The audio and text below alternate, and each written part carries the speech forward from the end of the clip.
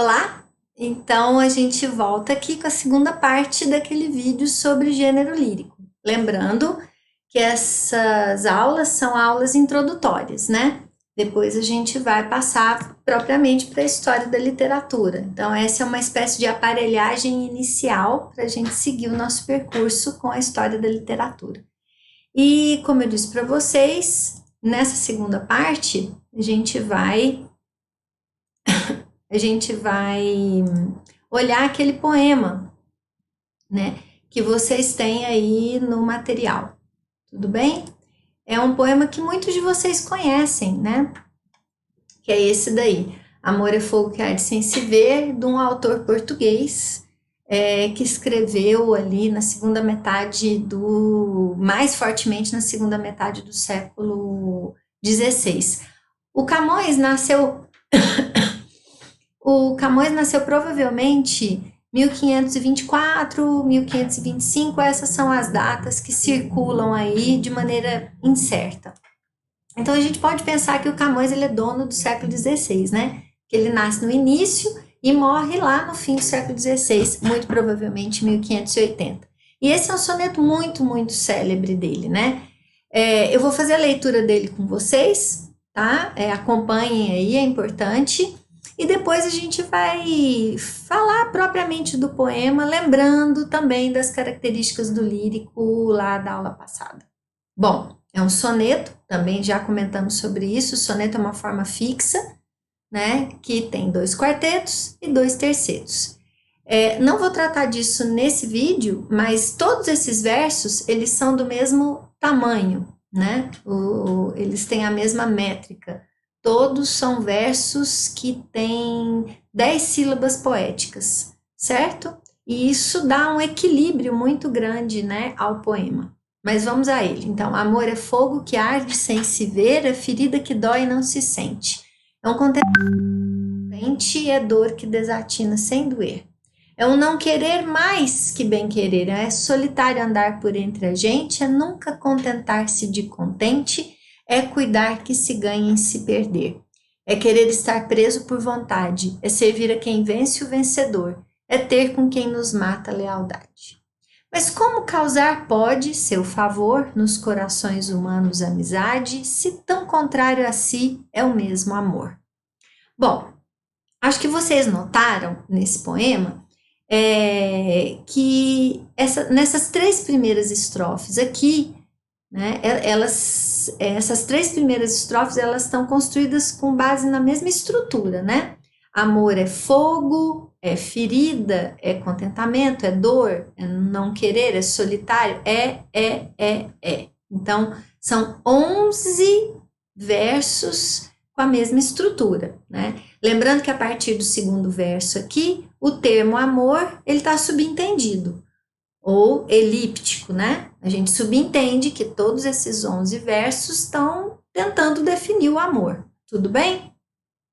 Então, a gente vai fazer essa análise em 2 momentos, esse comentário, né, em 2 momentos. A gente vai primeiro abarcar essas 3 primeiras estrofes, né, que são parecidas do ponto de vista da estrutura, certo? E depois a gente vai fazer um comentário sobre a conclusão, sobre esses 3 últimos versos, que num soneto clássico, geralmente o poeta reserva esses últimos versos e até o último verso mesmo a concluir, né? Certo? É o que a gente chama em literatura de chave de ouro. Vou fazer outras observações aqui. A gente vê um esquema aqui de rimas, né? Ó, ver, rima com doer, rima com querer, rima com perder. Então, nessas 2 primeiras estrofes, a gente tem um esquema que se repete. Aí, sente, rima com contente, que rima com gente, que rima, aqui descontente, né? E depois rima com contente, tá? Então, é só para você ficar atento a essa coincidência de sons, né? Porque no vídeo passado eu falei que o gênero lírico ele trabalha muito com a repetição e aqui a gente tem a repetição sob a forma de rima, tá? Vamos ver quais outras repetições a gente pode ter. Bom, então vou passar aqui Então, essas 3 primeiras estrofes que eu falei para vocês, né, que a gente ia trabalhar. Eu fiz um esquema de cores aqui, porque você também deve ter percebido, né, afinal tem 11 ocorrências desse evento, então eu imagino que você deve ter percebido, que o Camões trabalha com um jogo de palavras em contradição, ele joga com imagens em contradição, né? Então, ele diz que o amor é fogo que arde, né? Então, fogo, muito visual, é uma imagem super visual e sensorial. Em geral, ela é sensorial, né? O fogo também apela ao sentido do tato, né? Quente, né? E que ele reforça, inclusive, fogo que arde, né? Esse que arde é quase que uma redundância, né, gente? Porque fogo arde mesmo, né? Mas essa redundância em literatura, em poesia, é chamada de pleonasmo, né? E é uma figura, é um jogo de expressividade com o intuito de reforçar, né? Então, fogo que arde. Esse ardor faz a gente lembrar daquilo que dói, que fere, né? Mas também que inflama a gente. Então, o amor ser fogo remete ao amor como uma experiência sensorial, não uma experiência abstrata, né? Mas uma experiência do corpo, uma experiência sensorial. Então, ele diz isso, fogo que arde está aqui, para depois, em seguida, negar isso, né? Sem se ver. Então, são expressões que estão em tensão, né? Porque parece que a segunda parte do verso brinca, né, de anular a primeira parte do verso. É o que a gente chama de paradoxo, né? Como que pode ser fogo, sendo que eu não vejo? Só que esse paradoxo, evidentemente, ele tem um sentido também, né, figurado. Esse fogo do qual o Camões está falando não é um fogo visível, né? É o fogo que inflama a gente por dentro quando a gente está apaixonado. Então, é um fogo que realmente não se vê, mas ele arde. Assim, o Camões ele continua a trabalhar dessa maneira, né? Ele fala aqui, ó, ferida que dói, ferida que dói. Outra, né? Outra definição, o amor é ferida que dói. Então tem outra redundância aqui, né? E essa redundância que a gente chama de pleonasmo é uma redundância que reforça a ideia de dor, né? Que já estava sugerida ali no arder, né? Só que é uma ferida que dói e não se sente. Outro paradoxo. Lembrando então que paradoxo é diferente da antítese. A antítese é só colocar palavras opostas próximas, né? O paradoxo é quando essas palavras opostas que estão próximas, elas geram um contrassenso, elas geram uma ferida, uma fratura na lógica, né? Então, como pode ser uma ferida que dói e não se sente? E assim ele continua. É um contentamento. Aí eu vou chamar a sua atenção aqui para que contentamento é no sentido de satisfação. O amor, ele te dá um sentimento de estou satisfeito, né? Pleno, boa, pleno. Não é no sentido de alegre, sabe? É um contentamento de, eu tô alegre, né? Tô felizão, assim. Não, mas assim, eu estou pleno. O amor me satisfaz, ele me deixa com essa sensação de plenitude. E aí, em seguida, é um contentamento, só que descontente. Eu me sinto pleno e não pleno ao mesmo tempo. Esse paradoxo aqui do terceiro verso, ele é brutal, né, gente? Porque o adjetivo modifica o substantivo aqui, né? Modifica o substantivo numa relação de contradição. Então, o amor me deixa com esse sentimento de plenitude, de completude, só que não, né? Ou ao mesmo tempo eu vivo essas duas experiências de estar contente, pleno, repleto e ao mesmo tempo me sentir descontente, né? Insatisfeito. Muito bem. E o quarto verso é uma dor que desatina, desatinar é perder o tino, perder assim a sensatez, né? A razão. Então é uma dor que enlouquece sem doer. Como que é uma dor que não dói? certo? O que a gente pode perceber nessa primeira estrofe? Bom, algumas coisas, né? Que o amor dói, o amor parece que faz sofrer.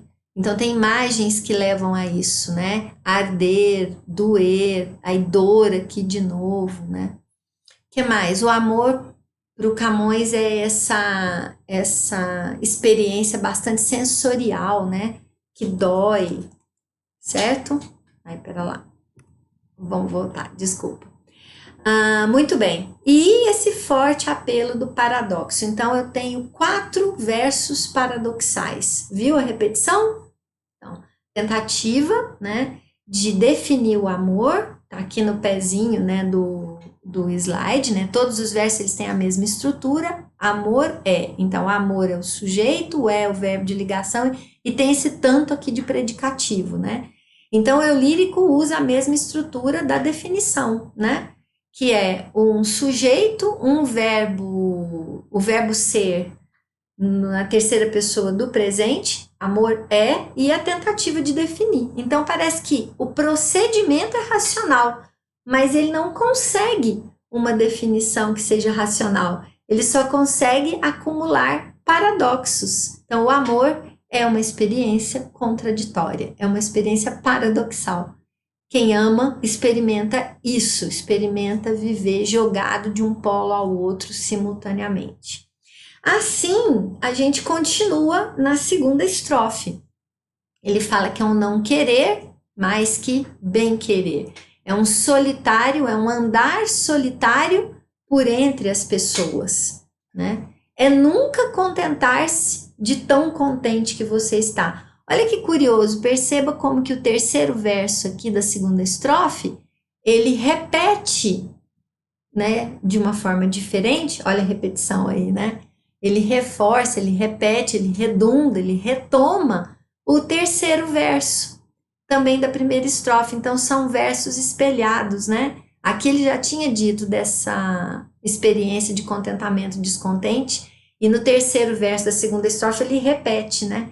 É nunca contentar-se. Você nunca está contente, nunca está satisfeito de tão satisfeito que você está, né? E, para terminar a segunda estrofe, é cuidar que se ganha. Lembrando que a gente está lendo um poeta português, portanto, o verbo cuidar aqui é no sentido de achar, pensar, tá? Os portugueses usam esse verbo desse jeito, coloquialmente, até hoje. Então, é cuidar, é achar que se ganha em se perder. Então, quem ama, pensa que está ganhando, mas está perdendo, né?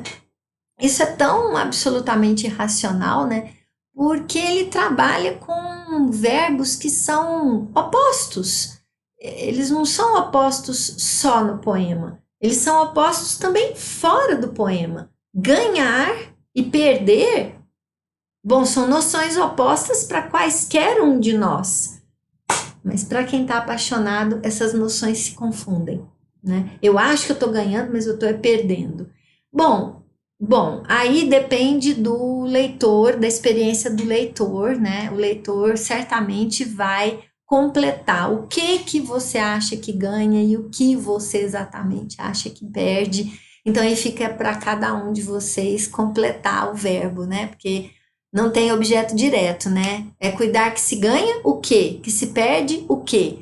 Essa é uma das características, digamos assim, né? Do gênero lírico.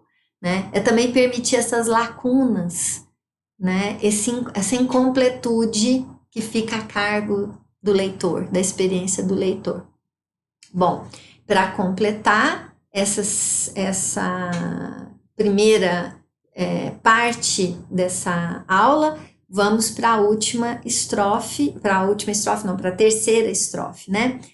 Que continua a acumular paradoxos, né? Querer estar preso, né? Por vontade. E aqui tem uma ligeira inversão, então eu coloquei de amarelo, né? É servir, né? É o vencedor servir a quem vence. Ficou claro? Vou repetir, né? O que é o amor? O amor é o vencedor, aqui está o sujeito, né? Servir a quem vence. né? Curioso isso, porque na guerra o vencedor é servido pelo vencido, né? Essa é a lógica da realidade externa, né? Da realidade, por exemplo, da guerra. Por que eu estou falando em guerra? Porque ele usou esses termos, vencedor e vencido, a quem vence, né? Então, e servir, né? Então, ele parece remeter a uma lógica de guerra que é invertida quando você está apaixonado. Quando você está apaixonado, você vence. Bom, o que a gente pode pensar que significa ser vencedor no amor? Conquistar a pessoa que você ama, tê-la do seu lado, atingir, conseguir isso, que é quase como ganhar na loteria, né? Ser recíproco, ser correspondido. Tá, então eu me dou por vencedor. Na lógica da guerra, o vencedor, ele é servido pelo vencido, né? No amor, não. No amor, você vence e continua servindo, né? E você serve a pessoa que você conquistou. E, por fim, para a gente encerrar essa segunda aula, é ter lealdade, viu aqui que eu marquei de amarelo, né? Para você ter a ordem direta, né? É ter lealdade com quem nos mata. Então, é você continuar leal com quem te mata. Eu acho que ele usa aí uma hipérbole. Hipérbole é uma figura de exageração, sempre com esse intuito de reforço. Então, a gente poderia pensar nas possibilidades, no que seria, o que será matar no amor, né? Fazer sofrer, gerar essa insegurança. Ontem eu era amado, será que eu continuo sendo amada hoje? Né? Submeter, quando você está apaixonado, é como se você tivesse submetido a uma ordem de sofrimento constante, de insegurança, né? No entanto, você continua sendo leal a essa pessoa, essa pessoa a quem você dedica todo o seu amor, apesar dela te matar, né? Apesar dela te fazer sofrer, dela deixar você muitas vezes na insegurança. Talvez ela não, né, gente? Talvez o estado do apaixonamento, o estado desse amor ardente, que a gente poderia chamar de paixão. Bom, eu vou terminar aqui para o vídeo não ficar muito longo, e no terceiro vídeo sobre gênero lírico, então, eu faço a conclusão com vocês. Tudo bem? Bom, beijo, até!